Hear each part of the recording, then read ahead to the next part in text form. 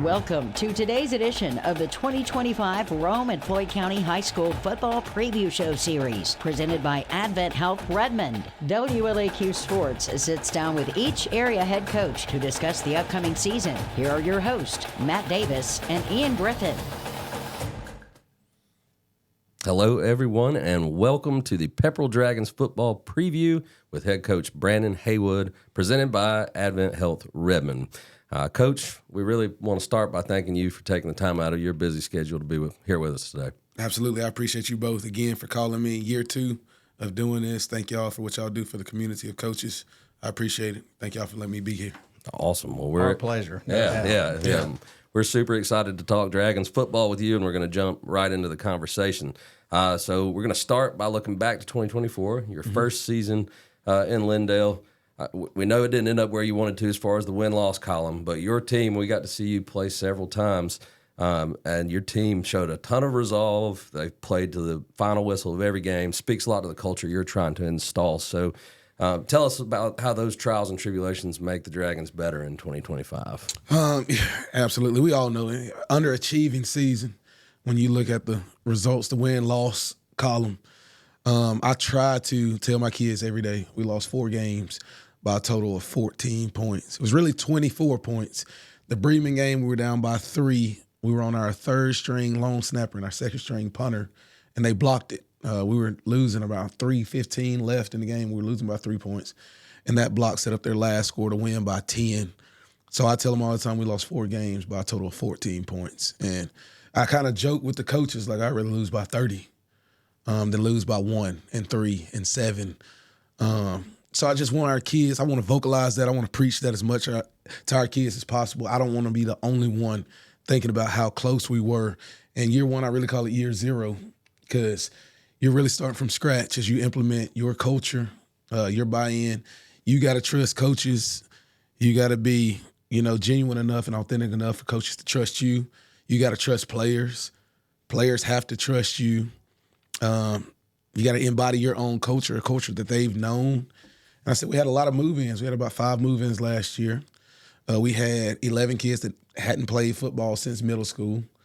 And then I was taking, a group of kids that have been used to a coach for about 10 years. So everybody, the whole piece of the thing had to kind of come together. And year 0 is kind of hard to do. Year 1, which year 2, I think is going a lot smoother. We revamped some things on defense, brought some coaches in. We're really doubling down on the standard and expectations of our football team and the culture and how it's going to be moving forward.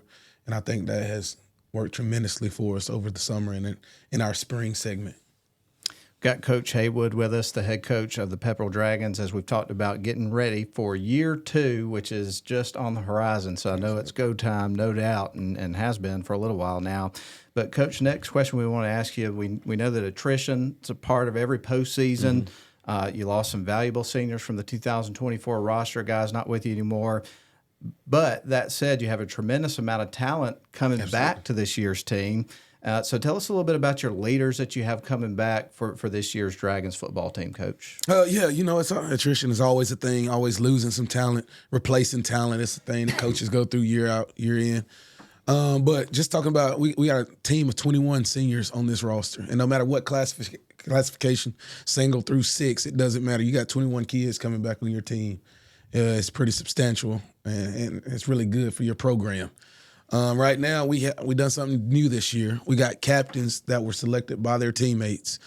And I've done that as coaches. We've done it very strategically. We try to place some kids into some roles to where they're in the same position as those older groups. We also tried to make it to where every group had freshmen, sophomore, juniors, and seniors in it to build that buy-in and trust amongst them. But just talking about some leaders on the team that were selected, Sam Ross, of course, Maddox Garcia, Moss Tent, Hayden Wheat, Steven Sapp, Landon Trotter, Chris Alphin, a.k.a. Bebo. Those guys, they have set the foundation of what we want our team to be. And the best thing that I like about it is we try to meet weekly to talk about certain things and continue to raise the bar of our team. And they know they're holding the kids in their group to a certain standard and accountability to where they're just following suit. So everything's kind of working out how we wanted it to. That's awesome, Coach. Now, we've covered some of the familiar names, and you hear Sam Ross and Moss Tant, and you think about all their playmaking ability. But tell us about some new names, some newcomers that we might hear a lot about as the season goes on. Absolutely. We can talk about our freshman class. Might be the most phenomenal freshman class I've been around. Even my time at Rockmart, this class is extremely special. You got a quarterback in Chance Hopper. I call him a quarterback. He's really an athlete. One of the fastest 40 times on the team. Even in middle school, high jumping 6 feet. He had a state record for about, I think, 27 minutes before it was broken. But jumping 6 feet as a freshman, you got Trey Chapman that's playing running back for us, as well as cornerback. One of the most versatile kids I've been around. That's one kid you want to coach. The most coachable kid I've ever been in terms of you tell him to do something one time, he's going to do it. Blaze McCary, he's another wide receiver DB, very athletic. Peyton Newberry, a linebacker, running back for us. It's going to be extremely special. Tyler Barkley has an older brother named Zayden Barkley, who's a senior on the team. Zayden's about 6'1", 150 pounds. Tyler is an incoming freshman that's 6'3", 220 pounds. They're throwing them different these days, man. So he's going to play a little DN for us, outside linebacker for us, and a little tight end for us. But those kids are extremely special and extremely talented. Well, again, we've got Coach Haywood with us. He is the head coach of the Pepperell Dragons, and this is our 2025 Pepperell Dragons preview show. And, Coach, one of the things we like to do in this first segment, obviously, you've been working hard over the last couple of years to get your staff solidified in terms of your assistants and things of that nature. So tell us a little bit about your coaching staff, how you guys work together, and who some of those guys are, or all of them, if you want to throw them out. Absolutely. Just talking about, we didn't have much turnover offensively. So bringing back, just talking about our offensive staff, and I'm going to do it from the offensive line to start. Zach Battles, who I still think is one of the best coaches in this state. I turned down a couple of college jobs over his time at Pepperell to continue to be a Pepperell Dragon, which the loyalty is there. We added a piece, Brian Tanner. He kind of helped us a little bit last year, but he worked outside of the school and he had another job, so it kind of took him away from football. This year, he's going to be a parapro in the building. So he's around us, around our kids. He's a really, really young coach, really special coach in terms of demanding respect and, just making kids get after it. He brings that intensity to it. J.R. Lewis, he's our Swiss Army knife. He's helping with our offensive line as well as our defensive line. So he was retained in a special position, helping on both sides of the ball. He's been an offensive line coach by trade, coached defensive line last year because we really didn't have it, and we didn't have one. So he just kind of took it on his chin, and he was like, I'll do it. And he learned it, and I think he did a phenomenal job in year one. My running backs coach is Jimmy Patterson. Really great at what he does. He coached tight ends last year after moving from the running back position after game 3. Took it like a champ. He said, we need a tight ends coach. We thought we could get by with just 2 offensive line coaches, but he said they needed to have somebody over him, and he decided to be unselfish and take that role on. Great at what he does and great at what he brings to the table. Our offensive coordinator, Tyler Pullum, really smart. I think he's only about 28. Really smart in terms of seeing the game and seeing it happen. Does great in, dialing things up, being aggressive in his play call, but also reserve depending on the situation of the game. I think he has a chance to be a future head coach. And then on our defensive side, that's when we did a lot of revamping. Our defensive line coach is Dakota Ball. I don't know if y'all know him or not. Yeah, we might have heard that name a time or two. But if you're from Rome, Georgia, you probably know Dakota Ball. He decided to take a break last year, which, I was sad about. I was very disappointed when he told me when we met at our previous meeting before the season started. But he was getting married, and he wanted to take a break and kind of see how, in terms of marriage, how that goes, and kind of alleviate himself from football responsibilities, which I completely understand. But just having him back, his intensity, I think kids are more scared of him than anybody on staff. Is that the saving effect? It is. And that's what he said in our interview, just being at Alabama. He said, imagine playing football for somebody who preaches perfection all the time. And he brings that mentality and that intensity to our defensive line. And you know how important that is in the trench play. Yep. And then, we retained he was our defense coordinator last year. He done me a solid because I lost my DC last year during this week, the third week of July. So just trying to get things. He done me a favor until we could find another replacement. But that's Joe Curtis. Coaching inside linebacker is doing extremely well right now in what he's doing and what he's bringing to the table. Got a new defensive coordinator in Swain Morris. He's been a DC at Pierce County for the last 5 years. 2 state titles in that 5-year period. So you talk about winning, he knows it. And since he's been in my corner the last 9 months, I've probably learned more from him than anybody I've probably worked with in my career over my 12-year career. And that's a short amount of time, but he's letting me know no secrets, no hidden agenda. I mean, it's just, what do you want to know? I'm here to tell you. I'm here to help you.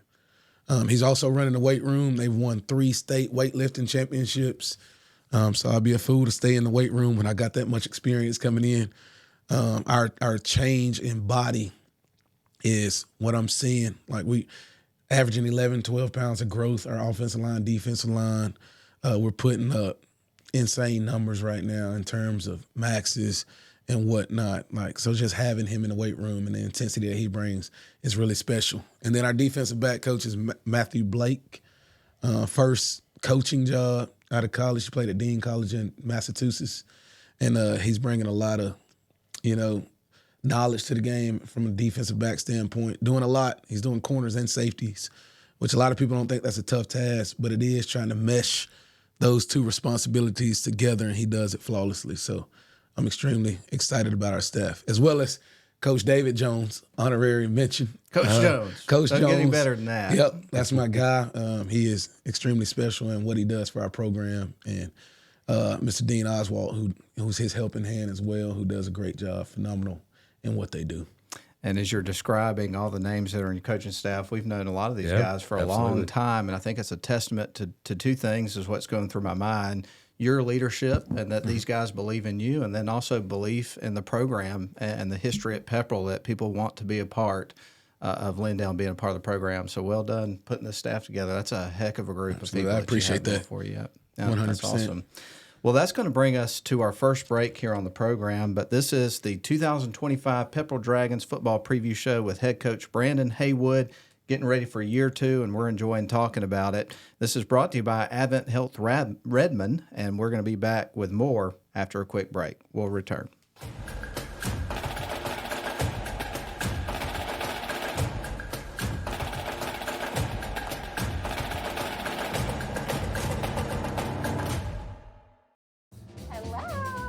When you're smiling, when you're smiling, and the whole world smiles with you. When you're crying, you bring on the rain.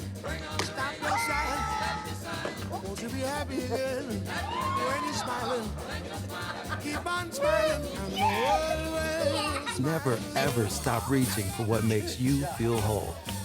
Advent Health. Feel whole. Looking for an affordable, convenient way to jumpstart your career? At Georgia Northwestern Technical College, we make education work for you. With hands-on training, many tuition-free programs through the Hope Career Grant, plus a 99% job placement rate means you'll be ready to fill in-demand jobs. Don't wait. Get the skills you need for the job you want. Visit gntc.edu today and start building your future.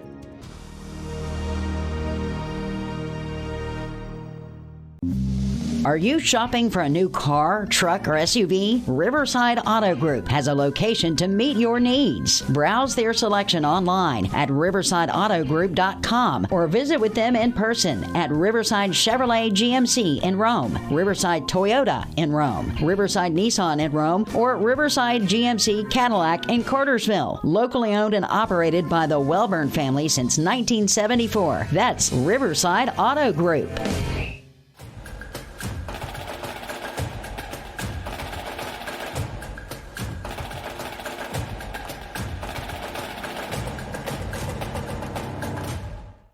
All right, we welcome you back to the 2025 Pepperell Dragons football preview show with head coach Brandon Haywood, who's in the studio with us, and we're just going to jump right back in. So, Coach, if you will, give us a breakdown on how you continue to develop your players from the end of the season. Kind of walk us through your process up to the mandatory dead week that you just had in July, to what's the rest of the way to get you ready for the season here in a few weeks. It's getting here quick, isn't it? Absolutely. After we ended the season last year, I met with my coaches. I met with players on evaluations because I like to hear from them too. Like, what can we do better as a coaching staff? What do we need to implement? What did you like? What did you not like? We talked about some of those things, and I kind of hashed that out through the month of December and January. And I also push our kids to be multi-sport athletes. I'm not a hoarder. I think a lot of football coaches are that way, where they do push their kids to play other sports. I want them to play other things, try other things, increase athleticism, doing those other things, and just kind of keep them busy, keep them busy, out of trouble and stuff like that. So the months of December and January, that's kind of what we're trying to do, fine-tune some things on what we can do to improve as a program.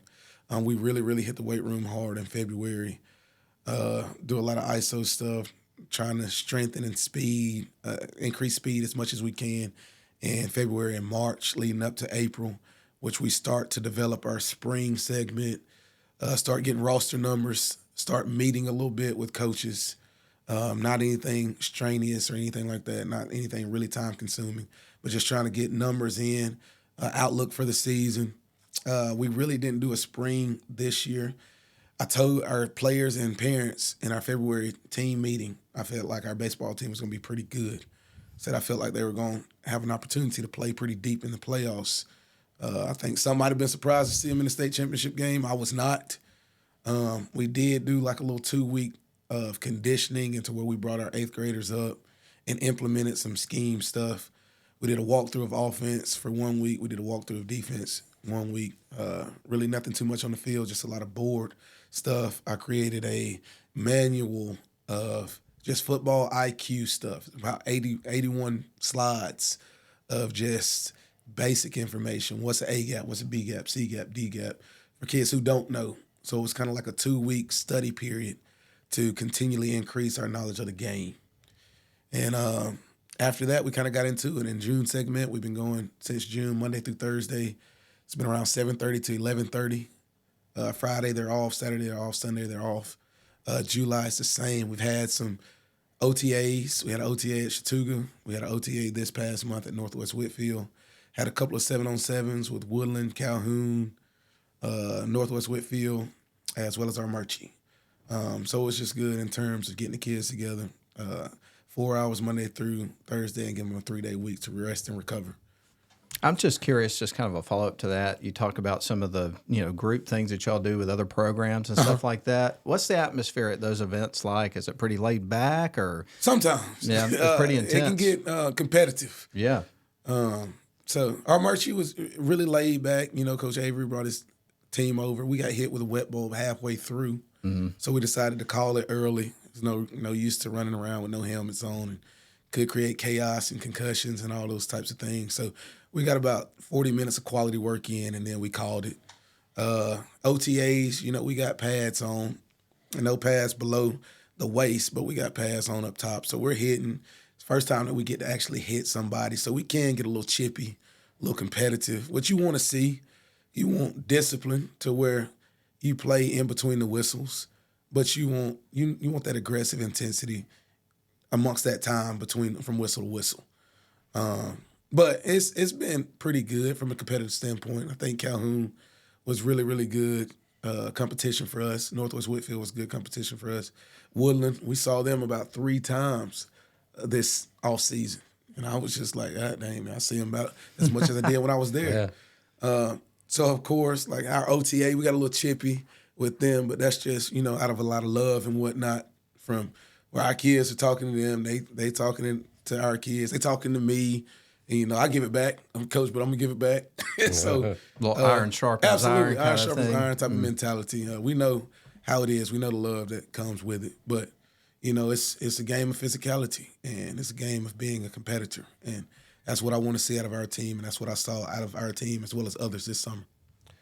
Well, Coach, you touched on this earlier. You got a new strength and conditioning coordinator that's come in. You're seeing the results on your players, but let's dive into that a little bit deeper because that's so important. You get to the fourth quarter, and the cream rises to the top. It's that strength and conditioning that pays off. So tell us more about that program. All right, so one thing that we're doing, when he came in, he talked to me because a lot of people, the bigger, faster, stronger, and then it's a lot of different type of weight programs that they've utilized. Well, he came in kind of different, and he said, what my focus is core strength. He said everything is going to be produced from the core, so we're going to start there.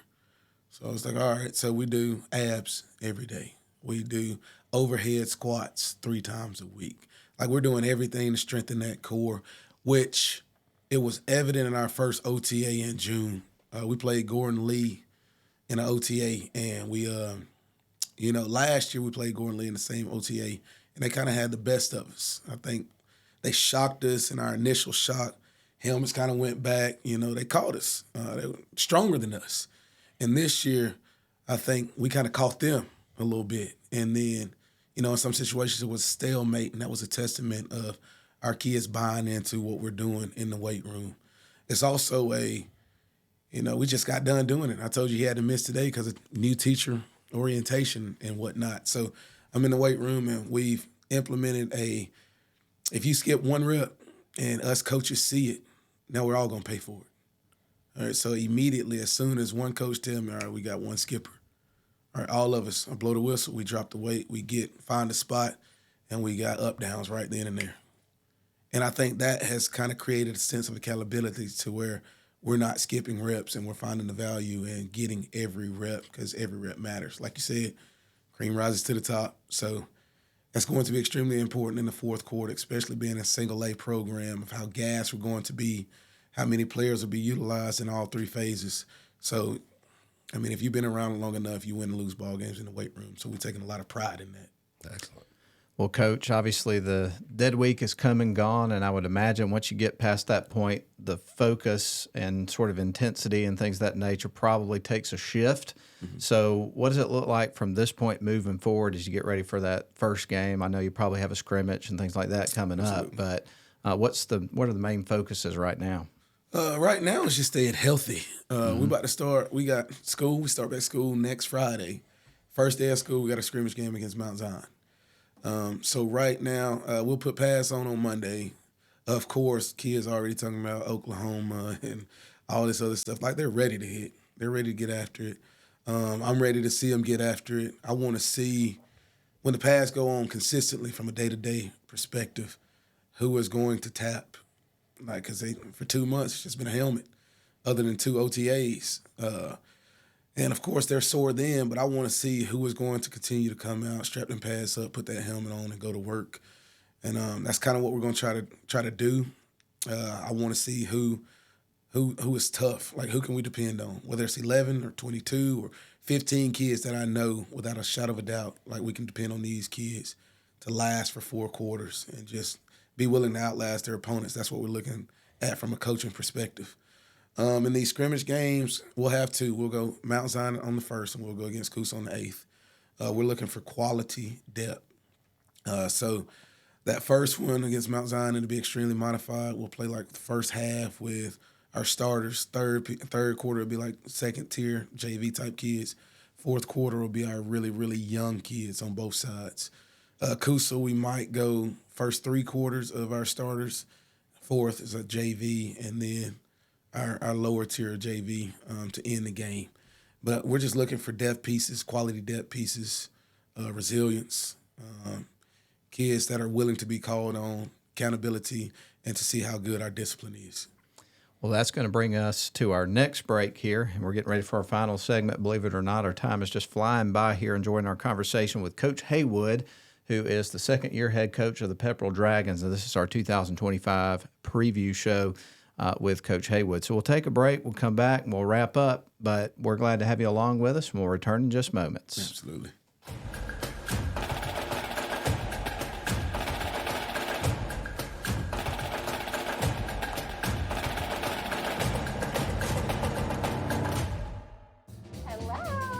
When you're smiling, when you're smiling, and the whole world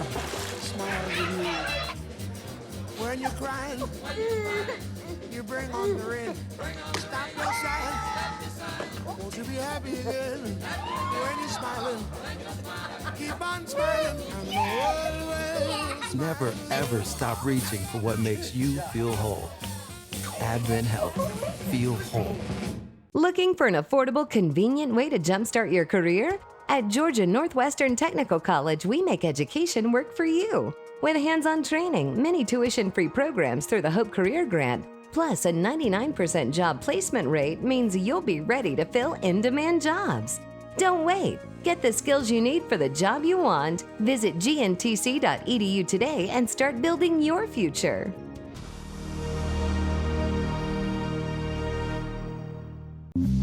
Are you shopping for a new car, truck, or SUV? Riverside Auto Group has a location to meet your needs. Browse their selection online at riversideautogroup.com or visit with them in person at Riverside Chevrolet GMC in Rome, Riverside Toyota in Rome, Riverside Nissan in Rome, or Riverside GMC Cadillac in Cartersville. Locally owned and operated by the Welburn family since 1974. That's Riverside Auto Group.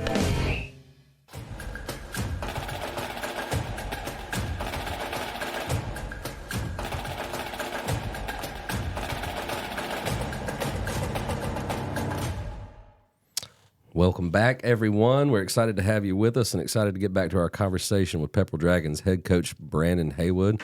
In this segment, Coach, we are going to focus on the three phases of the game. So we're going to start with offense.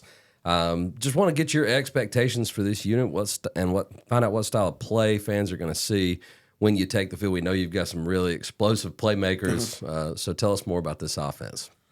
I think we're going to win and lose games behind our offensive defensive line. So it's going to start there. I think they're the key. And I've been saying that since we started spring ball. We're bringing back 4 starters from last season on the offensive line. Even the ones that we're replacing, I think those kids probably could have started last year. So it's good to have. We're going to run behind them. We're going to be not necessarily run heavy, but if it's a balance, I think it's going to be about 60-40, run the pass. We got a gunslinger in Moss Tent. I think he can put the ball anywhere on the field. With him playing quarterback, it helped us create the flexibility with moving Sam Ross to wide receiver, having Matt Garcia in the backfield, and also Tucker Glenn, Chance Hopper, Blaze, those kids, Austin McCoy, and line up tight end, Bebo, as well as fullback, that hybrid sniffer position. He's a load. Absolutely. Bebo is about 222 right now, so that's really, really good to have. And he's kind of slimming that into muscle, so that's really, really good for us. But we're going to do some ground and pound stuff. We're going to try to, set up some play action stuff, out of gun, just try to exploit defensively what they give us. They load the box, we got to try to take it over the top with some of our kids on the perimeter. If they're soft in the box, we're going to try to abuse them in that run game and let our offensive line go to work.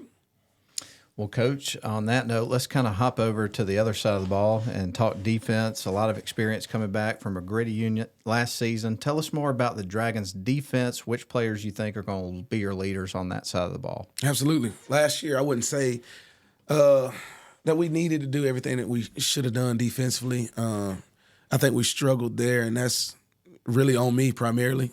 And our situations, we had 3 different defenses in 3 weeks leading up to our season. So we're running this system, a 3-4 system all year long. And then, that's Coach Gilly. And then he doesn't get to be with us last season. He had to go back to Tennessee this week last year. So 2 weeks before our first game, I lose my DC.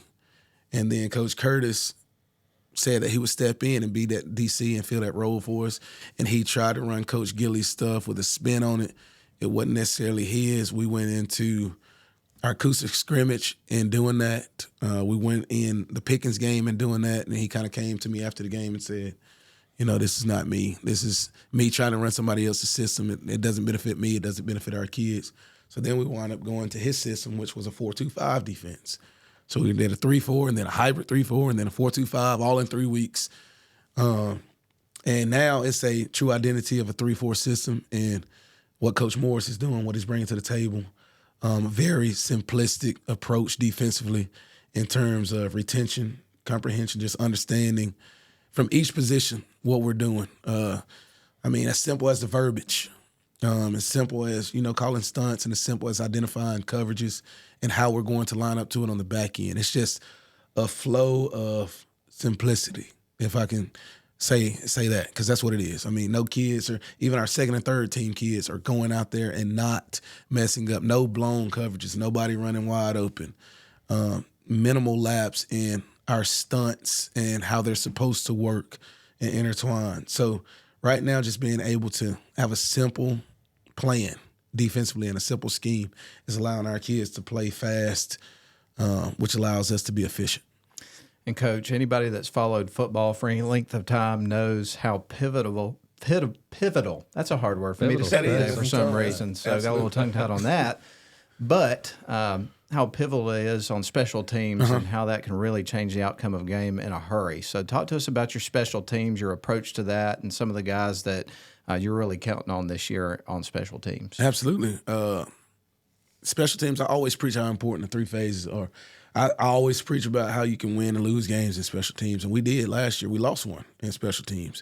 Darlington, they scored late, and then they go for an onside kick, and they kicked the first one, and we recover it. And then they get an opportunity because they were offsides to do it again, and they moved their 6'4" Laybetter kid right here, and we got a sophomore up there, and we go over hands every week. And it's not, which helped me grow as a coach, because it's not a situation to where we have anybody running at them. We're just trying to line up, adjust based on what we see them do, and try to field them. But it's not like a live bullet coming at you. So we got a sophomore out there, and he gets a high bouncer, and the Ledbetter kid, 6'4", goes up and gets it like a rebound.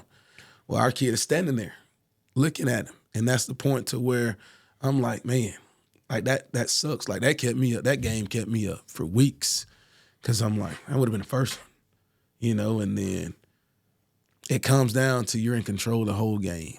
And because I didn't take enough pride in teaching all the details of what could happen, and I put the kid in a situation to where he wasn't ready and he didn't know, or whatever the case may be, I looked at myself like I should have prepared him better, or we should have done more for that kid to be comfortable in that situation, to understand that ball goes up. He's not standing there with me. He's not watching it. I got to go up with it.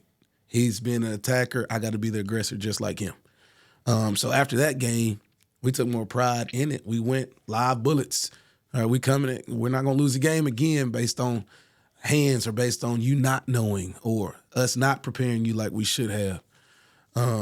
So, that was, and again, like the Bremen game, we're down by 3 points with 3 minutes and 15 seconds left, and we get a punt blocked. Our punter, the snap wasn't bad, even though he was our third string long snapper. Snap wasn't bad at all, but we 5-stepped the punt. It's anybody that 5 steps is going to get blocked. And it's just stuff that we figured out as a coaching staff, like we got to take more time in righting our wrongs, fixing issues, because those small things, they stopped us from being victorious. So we're doing a lot. We got a lot of, we got some good young kickers. We're doing some different things on special teams. We're going to try to create some opportunities on special teams with some of the things that we do without giving y'all the full plan or scheme and what we're doing. I know I'm sure these the other coaches are listening. They are waiting. They're like, I'm just playing. We're going to stay real generic and basic. But, yeah, we're going to do some things. I think we got some kickers that can help us sway the game. And, just some schemes that we're doing on our special teams unit that can help us steal some possessions and be successful in terms of winning ball games. That's awesome, Coach. Well, we want to wrap up with a final question. This is year 2 for you in Lindale, and what I want to ask, obviously there's a lot of support. You've got a great coaching staff, but talk to us about this community and then your overall goals and expectations for this season. Man, again, like I said last year, I took this job because of the community. Man, you want to be, as a football coach, you want to be in a place that loves football. And I see that, my son is playing for the Rec. We're watching our middle school. Our middle school just done a youth camp with us. They were a really, really good program last year. Should be really well off this year as well with some of the talent that they returned. And our high school, of course, like we got our 1990 state championship reunion this weekend, as well as our steak dinner. If you hadn't bought a ticket, go buy one. But just the pride of that, and people coming back and understanding, Lynn Honeycutt and what he brought in terms of a program and the magnitude of excellence that he left behind. And he's still a guy that I can talk to, even though his son is at, like a rival school, which I have a great relationship with Jeff, as well as all the other head coaches in Floyd County. But just, he understands how loyal this community is. And, it's only right that we give them what they want, what they deserve. And as much as I do care about winning on behalf of our community, I care about winning for our kids. They put in so much time. They invest so much. They're so committed, so dedicated. You talking about other friends that don't have to get up at 6 o'clock in the morning, 6:30 in the morning to be somewhere by 7:30 to do football for 4 hours. Everything that they invest in terms of all season preparation in the weight room, they deserve to see victories. So I want to do it for them. I want to do it for the community of Lindale and Pepperell and all of our feeders. But just bring that Pepperell Dragons 1990 feel back in this 2025 realm of a year. I think some Dragon fans just got goosebumps. They got fired You up. know they did. Talk about 1990, yeah. you know they did. But that's the expectations. That's the standard. That's what we want to implement. That's what I want to implement in my time as being the head coach of the Pepperell Dragons. And with that said, folks, it's time to load up the cannon and fire up the dragon. The season is almost here. Absolutely. That's hard Love to it. believe it, man. Love it. It Well, is. Coach Haywood, thank you so much for your time. It's a pleasure to get to talk to you. Always enjoy these conversations, and best of luck to the Dragons this season. Likewise. Appreciate y'all. Thank y'all for having me. Go Dragons. Go Dragons. That's going to put a wrap on our 2025 Pepperell Dragons High School Football Preview Show with Coach Haywood. And we are going to bid you adieu, but we appreciate you tuning in. We also appreciate our sponsors, Advent Health Redmond, our presenting sponsor, as well as Georgia Northwestern Technical College, along with Riverside Auto Group for supporting local sports coverage.